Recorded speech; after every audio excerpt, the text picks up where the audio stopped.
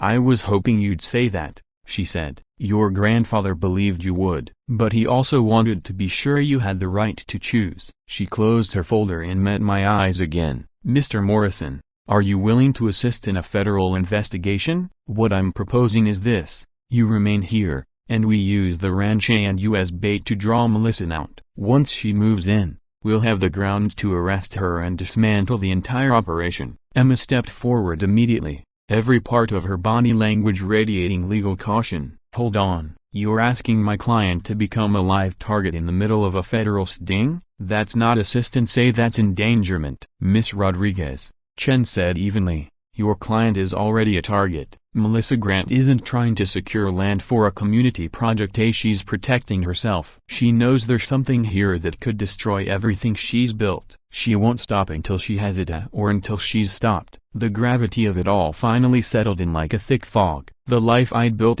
quiet mornings with chickens, late nights coding, the legacy of a simple ranch had become ground zero in a war between federal agents and organized crime. But when I thought of my grandfather and the decades he'd spent defending people under threat, the trust he'd placed in me by leaving all this behind, I knew what he would have wanted me to do. "Agent Chen," I said slowly, "what exactly did you have in mind?" What I didn't expect was for Melissa or Margaret, or whoever she really was, to strike back so quickly. The next morning, right at 6 a.m., I woke up to the unmistakable sound of multiple vehicles pulling into my driveway again. But this time, it wasn't just her and a few hired goons. Through my window, I saw county health officials, animal control trucks, several local police units, and even a mobile news van from the regional affiliate. It was a full-blown media circus. Margaret, now in full public mode, had orchestrated an event designed for maximum spectacle. As I rushed outside,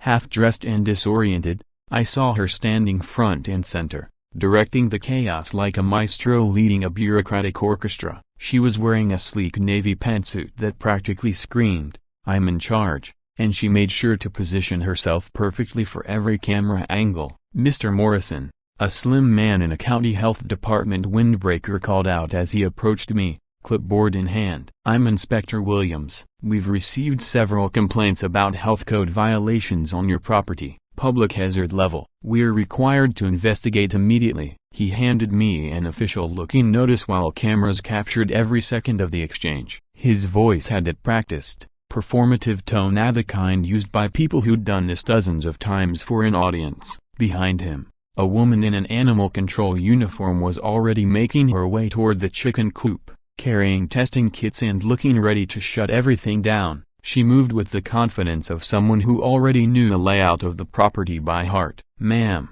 you need a warrant to be here," I said firmly. Without hesitation, she held up a document that looked official enough to fool anyone who wasn't trained in law. "This is an emergency public health directive," she said. "It gives us the authority to inspect any site that presents an immediate risk to community welfare." The entire situation felt scripted, like Margaret had spent weeks staging every detail of this ambush for maximum impact. The timing, the media presence, the officials who seemed eerily familiar with my land, it was all too precise. A reporter stepped forward. He was young, clean-cut, and introduced himself as Alex Chen, Channel 7's investigative correspondent covering rural affairs. "Mr. Morrison," he asked, microphone extended, "can you respond to claims that your farming operation violates multiple health regulations and endangers nearby residents?" I resisted the urge to roll my eyes and kept my voice steady. "Yes, I can respond. This is nothing more than targeted harassment," I said. "My property has passed every county inspection for years without issue." Even as I spoke, I caught sight of Inspector Williams returning from the chicken coop area, flipping through a stack of notes with a look of forced concern. "Mr. Morrison," he said in a voice loud enough to make sure the cameras picked it up, "I've identified several code breaches, including improper waste disposal, substandard animal sheltering, and potential groundwater contamination." Right on cue, Margaret stepped into the frame. She maneuvered herself in front of the cameras with all the poise of a seasoned media strategist, wearing a navy power suit that screamed authority. "This is precisely what the Highland Estates community has been warning about," she said smoothly. her tone blending sympathetic concern with righteous civic duty. "We don't want to harm anyone's way of life, but we must prioritize the health and safety of our families and protect our property values." She gestured confidently to the reporter. "Mr. Chen, I think your viewers deserve the truth. This property has been on our radar for months, but local officials have hesitated to act, possibly due to political pressure favoring agricultural interests over community welfare." Then something shifted. A familiar car pulled into my driveway. Emma Rodriguez's silver Honda Civic. She stepped out with purpose, her heels clicking like a judge entering court. She held a leather-bound folder in one hand and a look that could silence a room in the other.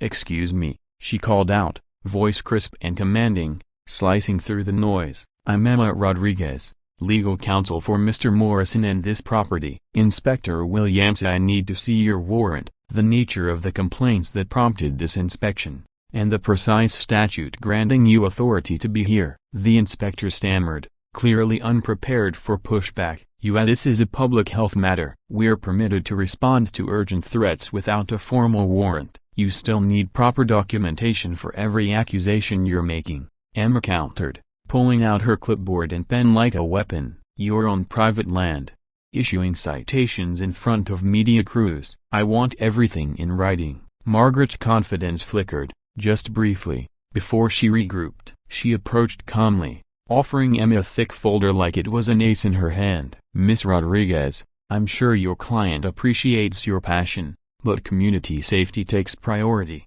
she said smoothly. "We've received multiple documented complaints from residents concerned about smells, pests, and falling property values, all processed through the proper legal channels." Emma began flipping through the stack. At first, she seemed skeptical until something in the documents made her eyebrows rise. "These complaint forms are fascinating," she said. "According to the timestamps, they were all submitted in under 2 hours yesterday afternoon. That's quite a coincidence for what's supposed to be spontaneous concern." As the crowd continued to grow, I noticed several Highland Estates residents had gathered to watch the commotion, and not all of them looked convinced by Margaret's performance. Dorothy Walsh, the kind elderly woman who always waved when walking past, was standing nearby with a small group of neighbors. I saw Maria Santos too, with her teenage son who had helped me mend fences in exchange for eggs. Their presence gave me a glimmer of hope, like a quiet reminder that I wasn't alone. Margaret must have noticed the audience too.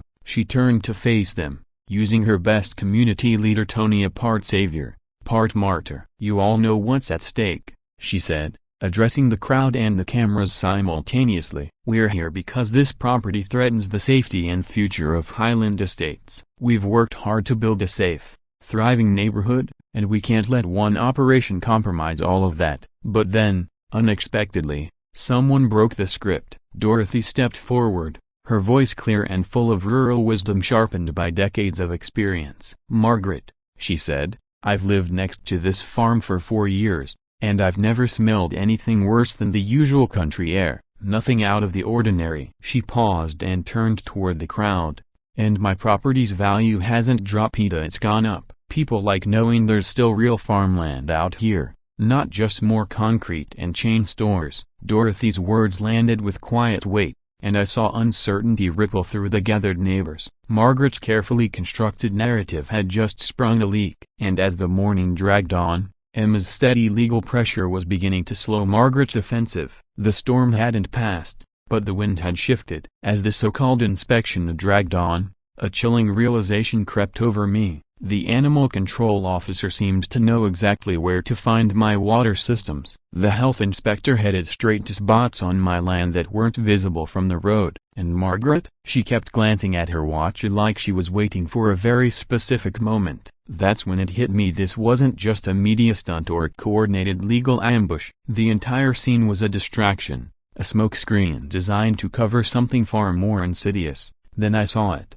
A subtle nod from Margaret toward one of the officials near my grandfather's old garage. That was the real play. The real attack had only just begun. "My name is Jason Miller, and I'm based in Chicago. I write scripts for the Harper Stories channel. There's still room for improvement in my work, and I welcome any feedback you want to share in the comments. Just as I thought I had unraveled everything about Margaret's motives, a twist no one expected unfolded. The chaos of the morning had started to settle when a battered Honda Accord rolled into the driveway. It stood out awkwardly among the sleek official vehicles and camera crews. A young man, maybe late 20s, stepped out. He wore jeans and a worn-out college hoodie. His whole demeanor screamed hesitation, like he'd been sitting in that car for hours, trying to decide whether to go through with it. He approached the crowd slowly, scanning the sea of faces until his eyes met Margaret's. That's when I watched her mask crack. Her practiced composure faltered in a way I hadn't seen all day. "Hello, Mother," the young man said loudly enough for the entire gathering and the still-rolling news camerassa to hear. "Or should I say Margaret? Hard to keep track with all the names you've used." Her face cycled through a storm of expressions: disbelief, fear, anger, and very briefly a shame, before she regained control. "Davida Broken Bar, what are you doing here?"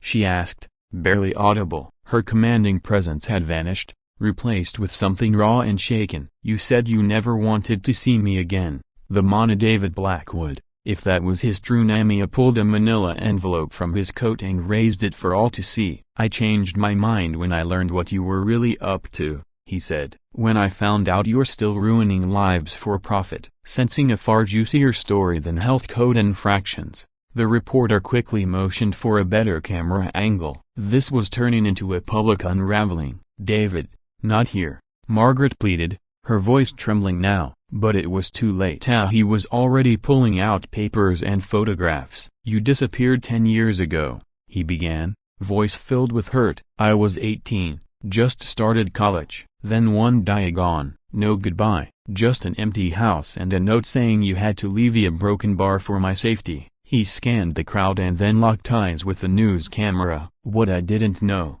he continued, "was that my mother had faked her death and taken on a new identity. She was on the run from federal charges of fraud, embezzlement, and murder." The word murder hung in the air like smoke, and the crowd physically recoiled. People instinctively stepped back from Margaret, creating distance as if even standing too close might implicate them. Emma moved beside me, her body tense. Her legal instincts knew what was coming next could change the entire trajectory of the day. "You don't understand," Margaret said, her voice cracking. "Everything I did was to protect us, to give us a future. Your stepfather, he was going to take everything and leave us with nothing." Her words spilled out faster, the control slipping away. "I came from nothing, David. We lived in a trailer park, no power half the time. I swore I'd never be poor again. I'd never let anyone take advantage of me ever again." But David was unmoved. He held up a photo that visibly rattled her. "This is Richard Blackwood," he said to the crowd, "the man you married when I was 12. He died in a car crash 5 years ago. Except a broken bar, it wasn't an accident, was it, Mother?" He paused, letting the weight of the accusation fall on everyone listening. "You tampered with his brakes, because he discovered your money laundering scheme and threatened to go to the feds." The silence that followed was total except for the quiet whir of a news camera still recording, and the faint sound of someone dialing 911. Margaret scanned the crowd, eyes darting, clearly hunting for an escape route, but it was too late. Neighbors, inspectors, and the press had closed in, all eyes trained on her. The walls were closing. "The woman you know as Margaret Blackwood," David said, "is actually Melissa Grant. She's been on the FBI's most wanted list for over 15 years. A master of reinvention and deception." He held up another document. "This farm? This isn't just land. It holds evidence that could lock her away for good. She's been searching for it ever since she caught wind it might exist here." Gasps rippled through the crowd. Alex Chen was scribbling furiously while his cameraman filmed every second of the unfolding bombshell. But something about David's delivery struck me as odd. His composure, his timing, the way he presented evidence like a seasoned prosecutor. That's when I noticed the unmarked sedan parked discreetly at the far end of the road. Agent Sarah Chen's car. That's when I realized David Blackwood wasn't just a long-lost son with a grudge. He was FBI, and this confrontation had been orchestrated from the start. Margaret finally saw it too, with the trap snapping shut. And then, with the precision of someone dropping the final domino, David turned to me. "Mr. Morrison," he said, Your grandfather wasn't just protecting evidence. He was safeguarding the proof of my mother's crimes, including $50 million she stole from a broken bar. To be continued. The revelation about the $50 million threw the entire situation into chaos. Panic and disbelief rippled through everyone present, but when we made our way down into the underground bunker beneath my grandfather's garage, we were greeted not by stacks of cash, but by bare concrete walls and the piercing scream of an activated alarm. It was clear someone had already beaten us there. "This doesn't make sense," Agent Sarah Chen said as she stepped out from behind the barn, where she had been waiting for David's cue. "That money was secured here just 3 months ago. Our surveillance confirmed it." But Melissa Granta, having dropped all pretenses of being Margaret Black Widow, was now standing at the edge of my property with a cold, triumphant grin. "Did you really think I didn't know about your little FBI sweetheart, David?" she called, her voice cutting clean through the air. "Did you believe I wouldn't figure out my own son was wired for the past 2 years?" The truth slammed into us like a freight train. This wasn't a sting that caught Melissa off guard. No, she had used David's investigation to bait the FBI into revealing themselves, luring them into her trap. "The money was never the prize," Agent Chen said into her radio, her tone sharp and alert. "She wanted us all exposed." That's when we heard the AMA engines rumbling from every direction. These weren't law enforcement vehicles, but large, tactical trucks moving with chilling precision. "David, get everyone away from the bunker," Agent Chen shouted. But it was already too late. Melissa's real crew had arrived, and no longer disguised as animal control or hunters. These were professional operatives, heavily armed and executing with military discipline. 50 agents in play, Agent Chen muttered into her comm, and I suddenly realized she wasn't calling for help. She was activating it. Operation Morrison Ranches ago. In an instant, the landscape around my home erupted with movement. Federal agents emerged from hidden posts, ditches, behind trees, and out of buildings I thought were abandoned. The barn I assumed held nothing but rusted tools unleashed a squad in full tactical gear. The old tool shed opened up to reveal a high-tech communications center. Even the chicken coop, my chicken coop, had been rigged with hidden surveillance devices tracking every move Melissa's team had made. "You didn't think we were just going to let you walk in here unchallenged, did you?" Agent Chen called out, her voice now firm and resolute. "We've been anticipating this moment for 3 years. Every step you made, we were already ahead of you." David held up his device, not just a recorder, but advanced FBI equipment that had been transmitting everything in real time. "The money you came for, it was relocated to a secure federal vault 6 months ago," he told Melissa, the tone in his voice cold and unwavering. "We left the bunker open on purpose. We knew you'd come for it, and we knew you'd bring your entire operation with you." What followed looked like a scene out of a blockbuster film, but it was terrifyingly real. Weapons were raised, the air tense with potential violence. Melissa's team had firepower and training, but they were outnumbered and boxed in by federal agents who had spent weeks preparing this ground. The media, still on site from earlier, found themselves unexpectedly capturing the largest criminal bust in state history. This is Alex Chen reporting live from what has now turned into a massive FBI sting, the reporter said into his mic, clearly aware that he was documenting a career-defining moment. But what surprised me most wasn't the FBI, it was the neighborhood. Instead of retreating in fear, the residents of Highland Estates began to arrive in droves. Cars were parked deliberately to block off escape routes. Dorothy Walsh had apparently mobilized dozens of neighbors to surround the property, not to interfere, but to make sure no one slipped away unnoticed. "We're not letting criminals tear our community apart," she declared boldly, and her words fueled a rising tide of solidarity. Maria Santos and her son took charge of traffic flow, ensuring emergency vehicles had access while sealing off side roads. Even people I had never met came together to defend our town. When Melissa realized she was surrounded by both federal agents and determined locals, her expression twisted from arrogance to unfiltered fury. "You think this is over?"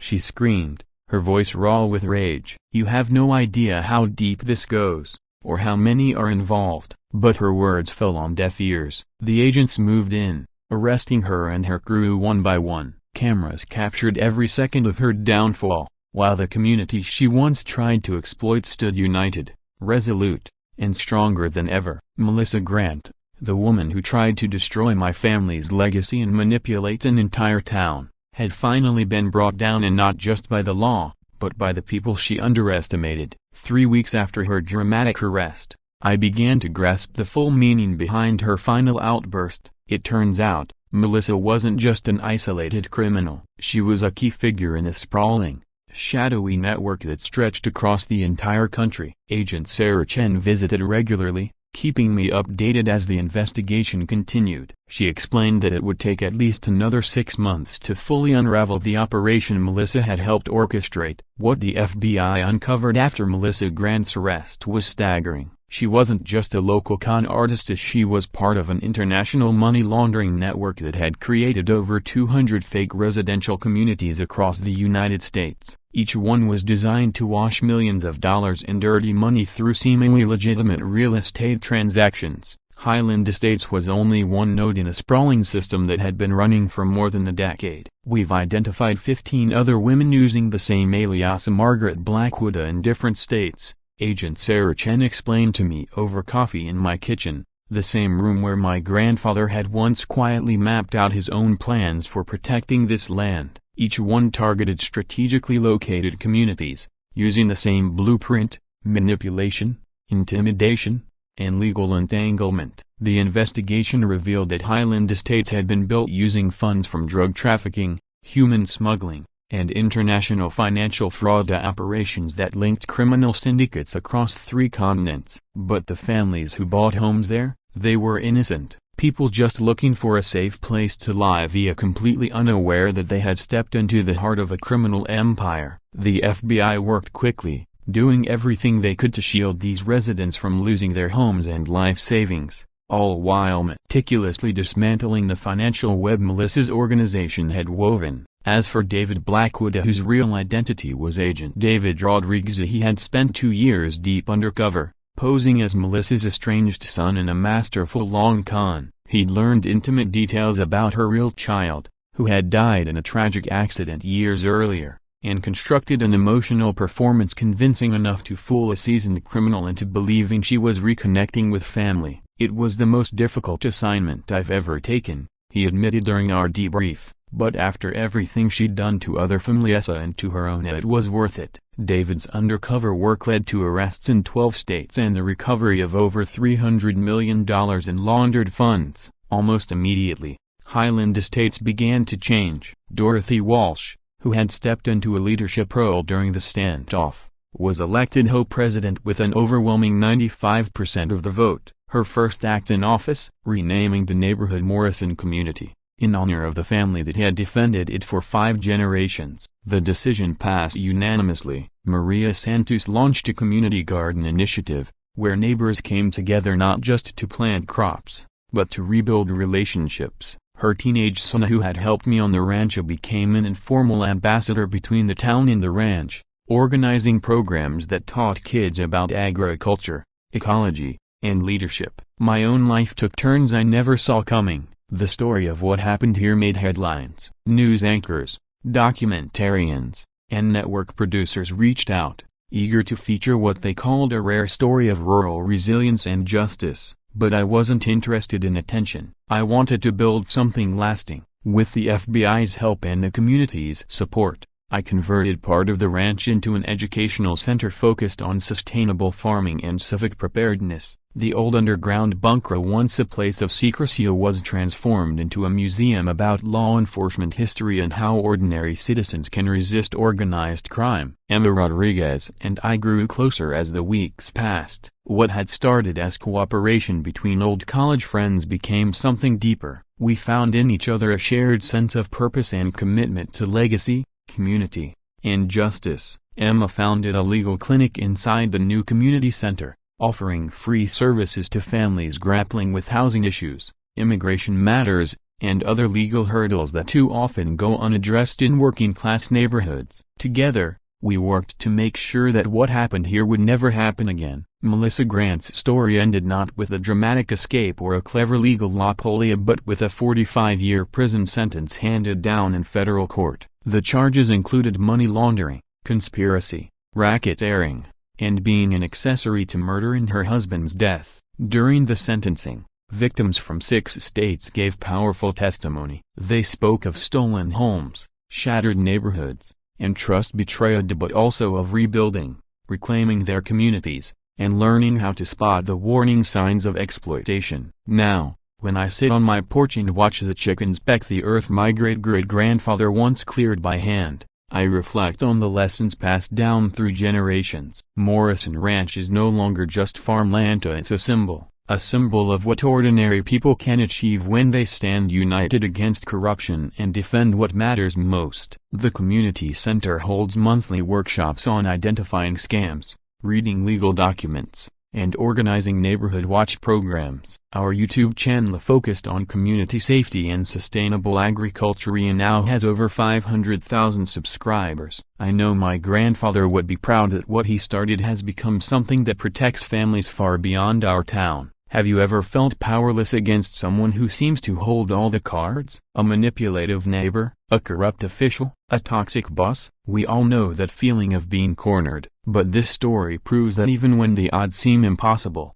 people like Jakia and communities like ours can outsmart manipulators, reclaim their power, and protect what they love. If you believe that justice wins when good people stand together, hit that like button and subscribe to Ya Stories. We bring you real stories about everyday heroes who fight back and win. Thanks for being with us today. And remember, a broken bar sometimes the only thing stronger than the horror is how we get even. We see you, we support you, and chances are, your story's coming next. Thank you for watching. Get rid of all the sick animals on this property. Who gave you permission to raise them here? You're ruining the entire view of the neighborhood. That was the piercing yell of Karen, a president of the HOA, as she stormed onto my family's 150-year-old ranch, flanked by 5 armed hunters. She waved a thick bundle of enforcement documents like she was wielding a royal decree, calling me a danger to the local community. She truly believed she had the power to do anything, even here,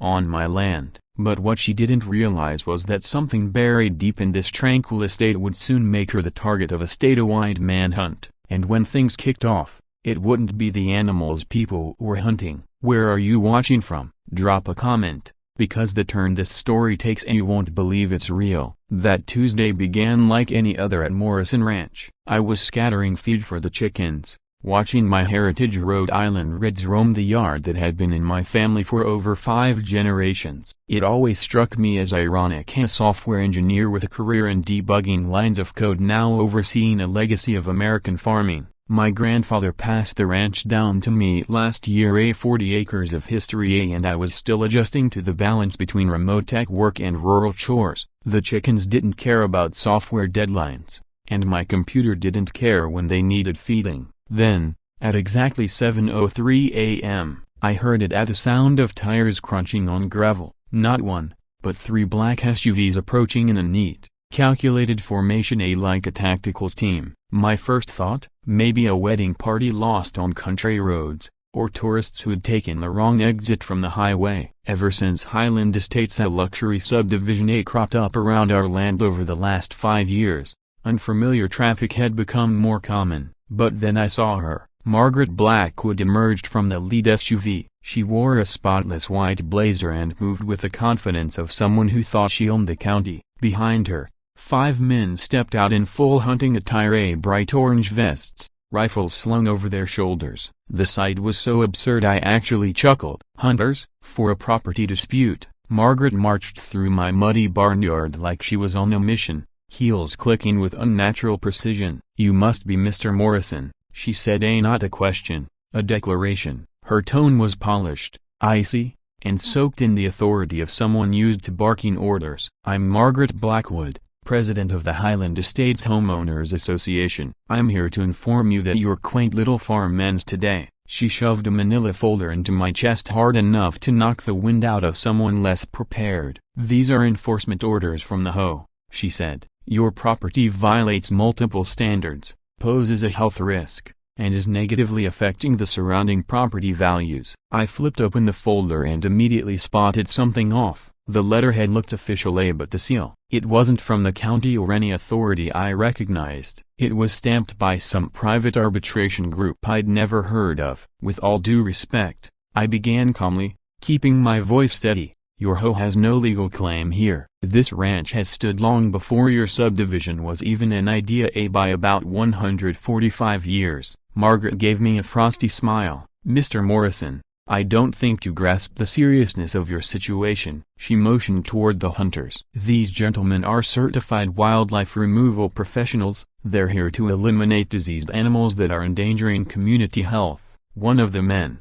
a heavy-set guy with skin like aged leather, took a step forward. No offense, son, but we've got orders to clear all livestock from the area. Best you step aside and let us handle our job. That's when I noticed something that raised every red flag. He wore a body cam and he had positioned himself directly in the blind spot of my barn's security camera. That wasn't chance. He knew exactly where my equipment was installed. Hold it right there, I said, pulling out my phone and hitting record. No one's firing a weapon on my land without legal permits. I want to see credentials, permits, and whatever gives you the authority to be here. Margaret's face shifted a flicker of irritation she quickly masked. Mr. Morrison, she said, now more clipped.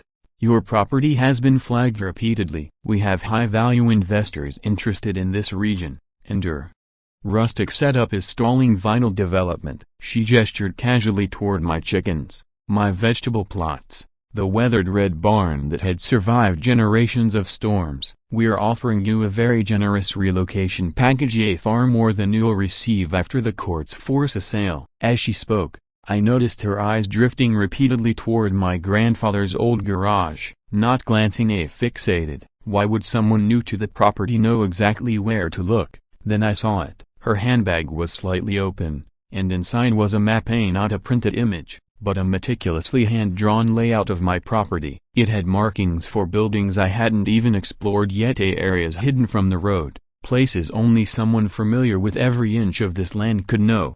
Cold dread washed over me. Some of those locations, my grandfather had always told me they were just old storage, not worth exploring. That's quite a map you've got, I said, motioning toward her purse. You conduct your own little survey. Her hand snapped the bag shut with a click. I don't know what you're implying. We perform detailed research on every property that impacts our community, she said, but her voice was tight and her complexion had gone pale. Listen, Mr. Morrison, she continued, tone sharp now. You can cooperate, or you can resist and lose everything, but this land will be developed, whether you like it or not. Whether you like it or not, Margaret said with a finality that chilled the air. There are forces in motion here far greater than your nostalgic ties to this old farm. The hunters behind her were starting to fidget, checking their watches and exchanging silent glances that made it clear they weren't planning to stick around much longer. Without missing a beat, Margaret reached into her blazer and pulled out a business card, holding it out like a final warning. You have 48 hours to contact my legal team to discuss the terms, she said coolly. After that, we move forward, and things get less polite. The SUVs kicked up clouds of dust and gravel as they turned around and disappeared down the driveway. I stood there, motionless, trying to wrap my head around what had just unfolded. It felt unreal, like a scene from a low-budget thriller. But it wasn't the drama of the moment that stuck with me, it was the smaller, more troubling details. Why had Margaret brought hunters instead of lawyers? How did she possess such an intricate, hand-drawn map of land she claimed to be unfamiliar with? And most disturbing of all, how did that one hunter know exactly where to stand to block my barn's security camera? I glanced down at the business card still in my hand. Under her name and the Highland Estates logo was a phone number with an unfamiliar area code. And at the very bottom, in tiny type, a single line made my heart drop. In partnership with Blackwood Development Solutions. Not the Highland Estates Homeowners Association, Blackwood Development. This wasn't about neighborhood bylaws or livestock complaints. This was about someone going to extreme lengths to take my land. They were impersonating an HOA and using armed intimidation to do it. But the most unsettling realization didn't hit me until a few minutes later, as I stood watching the dust trail from their SUVs fade into the horizon. When Margaret had glanced toward my grandfather's old garage, It wasn't casual. She wasn't looking to confirm something on a map. She already knew what was there. Her expression wasn't one of curiosity, it was recognition, like she'd been there before. At that moment, I knew this wasn't some new development plan thrown together last month. Whatever was happening had been in motion for a long time, and the chilling part was, Margaret Blackwood knew things about my family's land that I didn't. Why would she have a more detailed understanding of my ranch than me as the rightful owner? That thought haunted me as I tried to return to my usual routine. Every time I looked out my home office window toward that garage, I couldn't shake the feeling that something vital was being kept from me. My grandfather had always been vague about certain areas of the ranch. As a kid, I'd asked what was in the old garage or the sheds tucked in the far corners of the property, and he always dismissed it with a wave, just old junk, or nothing worth poking around in. But after today, after seeing the map in Margaret's bag, those dismissals felt less like indifference and more like intentional deflection. It was time to dig deeper. I headed to the attic of the main house, where my grandfather had stored years' worth of family records. Most of what I found was routine land surveys, tax returns, grain reports. But beneath a stack of old feed bills from the 1990s, something caught my eye. A manila envelope. It was marked in bold letters, Federal Service Records A Confidential. Inside were documents that shattered everything I thought I knew about Harold Morrison. My grandfather hadn't been just a lifelong rancher. According to these records, he'd served for over 2 decades with the FBI, specifically in witness protection and safehouse logistics. His official retirement came 15 years ago, but there were indications he had continued consulting for years afterward. One document, dated just 6 months before he passed away, referenced ongoing security protocols for a location labeled Site 7A and emphasized maintaining operational readiness for asset protection. Site 7. I looked out the window again, this time at the whole ranch, wondering what secrets it had been hiding all this time. There were invoices for high-tech security gear I'd never seen installed, schematics for underground storage areas, and the most disturbing item of all, a personnel access list. Margaret Blackwood's name wasn't on it, but someone listed as M.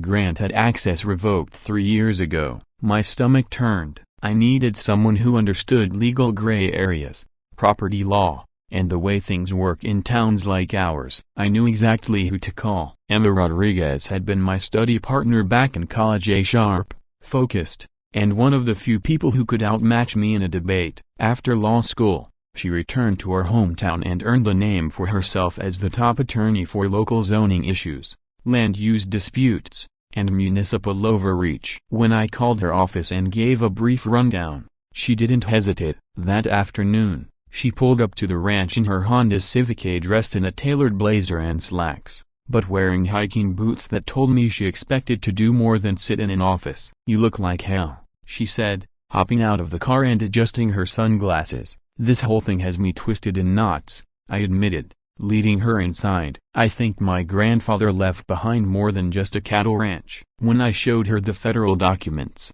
I watched her eyebrows rise from curiosity to alarm. "Your grandfather was with the FBI?" she asked, holding up a certificate stamped with the Bureau's seal. "He never said much, just mumbled about doing government work before settling into farm life. I figured he meant agriculture or inspections." "Ain't nothing like this." Emma picked up the access list and scanned the names carefully. "Jake," she said slowly, "some of these people list addresses in completely different states. This wasn't just a family farm, it was part of a federal program." She paused on one entry, frowning. "Look here, Margaret Blackwood shows up under the name M. Grant. She had access to the property until 3 years ago." "That's not a coincidence," I nodded, remembering something that had come up during a recent conversation. "She tried to buy the ranch from my grandfather once. I offered him triple the market price. He turned her down flat." "Well, that fits," Emma said, flipping through her notebook. "After your call, I started digging into Highland Estates. You're not going to believe what I found: a broken bar." "She didn't just randomly end up running the hoe," Emma said. "She came here with a plan." According to Emma, Margaret had moved into the area and immediately bought up 3 neighboring properties, all through shell corporations, to hide her involvement. Then, one by one, She pressured or persuaded the existing HOA board members to step down. Within 6 months, she'd installed herself as the new president and launched what residents called a relentless community improvement initiative. The pieces were coming together, and none of it was by accident. She didn't discover this neighborhood and decide to lead it,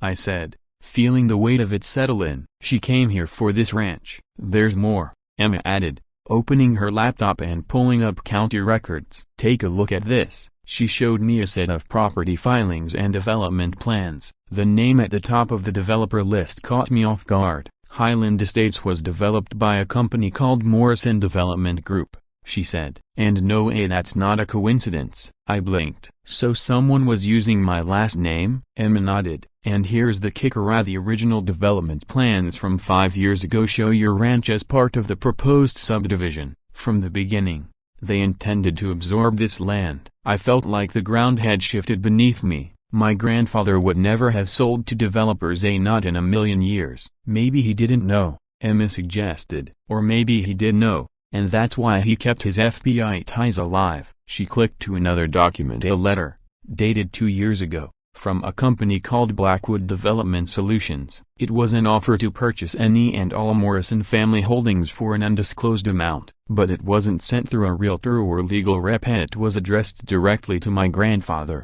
This wasn't a random offer, Emma said. They knew exactly what they were after. As she packed up her papers, I walked toward the garage, the same one Margaret had kept eyeing during her visit. The structure was even older than the main house, made of thick stone walls and resting on a solid foundation that seemed too fortified for storing farm tools. Above the entrance was a newer keypad lock, one that required a digital code instead of a key. I paused, then typed in my grandfather's birthday, April 15, 1934, with a soft beep. The lock disengaged. Inside, it was mostly what you'd expect: his old Ford pickup, racks of tools, and rusted equipment. But then I noticed something unusual along the back wall: a large built-in safe, disguised to match the surrounding stone. Emma followed me in and stopped short. "Jakey, a broken bar. That's not a typical farm safe," she said, stepping closer. "That's military grade." The safe had the same style of keypad as the garage. I entered the same code and again,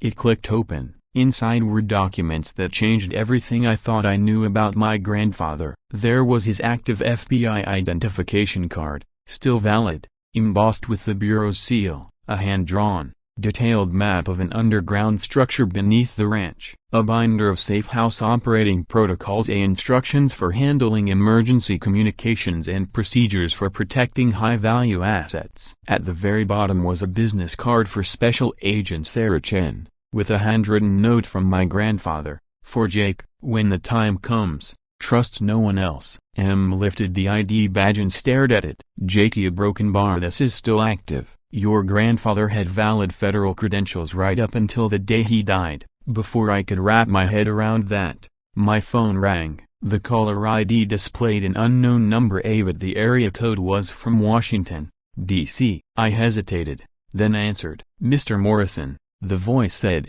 crisp, composed, unmistakably federal. "This is Special Agent Sarah Chen, FBI. We've been expecting your call." Expecting me? That meant everything. The visit from Margaret, the documents, the map had all been anticipated by my grandfather. He'd set this in motion long before today. There was a long pause as I tried to respond. "Agent Chen, I think there's been some misunderstanding." "I just found there's no mistake," she interrupted gently. "Your grandfather briefed us in detail. I'm about 30 minutes from your location. Do not leave the property, and under no circumstances should anyone else access that garage until I arrive." She hung up. I stared at the phone, feeling like I'd just been handed a live grenade. Emma looked at me with a mix of legal alarm and personal concern, the kind of expression lawyers wear when a zoning dispute suddenly turns into a federal security situation. "Jakey, a broken bar. What exactly did your grandfather do for the FBI?" I could only shake my head. "I don't know, but I'm about to find out." 30 minutes later,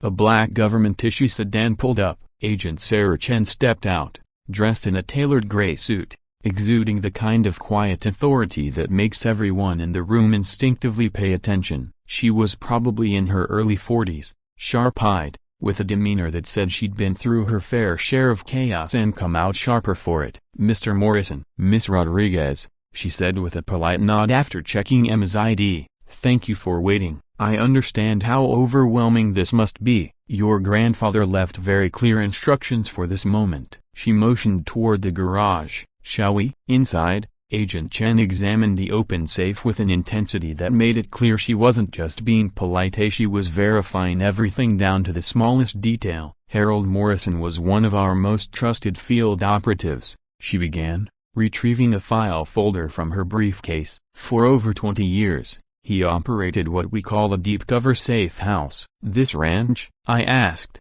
incredulous. "This ranch," she confirmed. "It was used to protect federal witnesses, secure high-value assets, and on occasion store evidence critical to long-term investigations." "Witnesses?" I echoed, struggling to connect that reality with the man who used to take me fishing and complain about chicken feed prices. "What kind of witnesses?" Agent Chen looked at me, her expression serious. "The kind people kill to silence. Organized crime syndicates, transnational laundering networks, even rogue political players," Agent Chen said calmly, as though she were reading from a case file. "Your grandfather's facility here supported over 200 individuals under federal protection during his years of active duty." She flipped open her binder and showed me a series of aerial photos of the ranch. It looked nothing like the peaceful farmland I had always known. Hidden among the trees and structures were concealed access points, advanced surveillance gear, and what appeared to be subterranean living quarters beneath the barn itself. "The woman you know as Margaret Blackwood?" Agent Chen continued,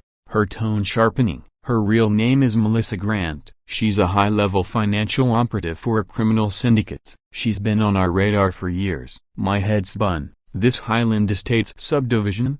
She added, "It's not just a neighborhood, it's an elaborate front, a vehicle for laundering millions in illicit funds through fake construction contracts, shell real estate deals, and falsified municipal records." Emma leaned forward, sharp and focused. "Wait, are you saying the entire subdivision is part of the scheme, not the people living in it?" Chen clarified. "Most of the residents have no idea, but everything else, the contractors, the funding, the landscaping services, is a pipeline for dirty money disguised as luxury living."